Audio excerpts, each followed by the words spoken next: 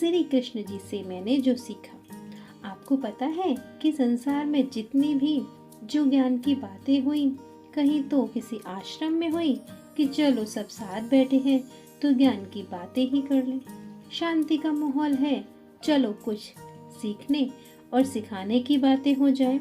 लेकिन श्रीमद् भागवत गीता की अनोखी बात है, जहाँ अनगिनत हाथी चिंघाड़ रहे हो, जहाँ नंगी तलवारें चमक रही हो, और क्या जगह चुनी भगवान कृष्ण ने गीता ज्ञान देने के लिए। लगभग 5000 साल पहले दुनिया का पहला मोटिवेशनल लेक्चर दिया गया। 18 अध्याय और 700 श्लोकों में लगभग श्री कृष्ण ने संसार का संपूर्ण ज्ञान अर्जुन को दिया। यहाँ सर बताते हैं आपको ऐसी बातें जो श्रीमद् भागवत गीता से आप सीख सकते हैं। अर्जुन भगवान श्री कृष्ण से पूछते हैं कि महाराज आप कहाँ विराजमान हैं, कहाँ रहते हैं आप प्रभु। भगवान कह सकते थे कि मैं द्वारिका में रहता हूँ, या भगवान कह सकते थे कि मैं हरिद्वार में रहता हूँ, या भगवान कह सकते थे कि मैं बद्री केदार में रहता हूँ। लेकिन भगवान ने सब जगह रहने के बाद भी यह उत्तर नहीं दिया। उन्होंने बोला, अरे अर्जुन, मैं संसार के प्रत्येक प्राणी के हृदय में विराजमान हूँ।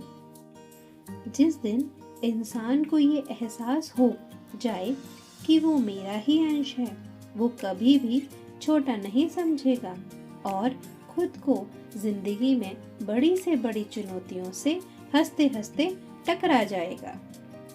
महाभारत में भगवान श्री कृष्ण ने अर्जुन को ही नहीं, कर्ण को भी ज्ञान दिया। कर्ण बोला, मेरी माता ने मुझे जन्म देते ही त्याग दिया। आचार्य द्रोण ने मुझे शिक्षा देने से मना कर दिया क्योंकि उनकी नजर में मैं क्षत्रिय नहीं था। द्रौपदी के स्वयंवर में मुझे अपमानित किया गया। कर्ण पूछते हैं, अरे केशव, मेरा क्या अपराध था। भगवान कृष्ण ने कर्ण को जो जवाब दिया वह सुने। श्री कृष्ण मुस्कुराते हैं और जवाब देते हैं, सूर्यपुत्र, मेरा तो जन्म ही कारागार में हुआ। मेरे पैदा होते ही मेरी मृत्यु मेरी प्रतीक्षा कर रही थी। जिस रात मेरा जन्म हुआ उसी रात मेरे माता पिता से मुझे जुदा कर दिया गया था, और जहाँ पहुँचा वहाँ सब काम मुझे ही करने पड़े। गाय चराने से लेकर गोबर उठाने तक सब काम मैं ही करता रहा।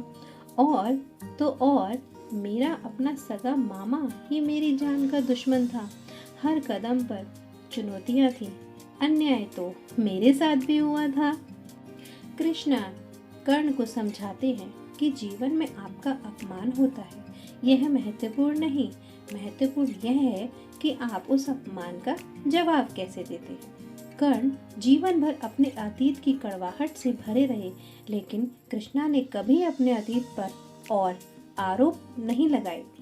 कर्ण पीछे की तरफ देखते रहे और कृष्णा आगे की तरफ बढ़ते रहे। कर्ण यह अपमान कभी भूल नहीं पाए और कृष्णा को अपना अतीत याद नहीं आया। कृष्ण ने अपनी नियति को स्वीकार किया, लेकिन कर्ण ने अपनी नियति को कभी स्वीकार नहीं किया। अतः महाभारत लड़ते हुए आखिर अकाल मृत्यु को प्राप्त हुए। पार्ट 2 के लिए हमारे चैनल को सब्सक्राइब कीजिए। Thanks for watching.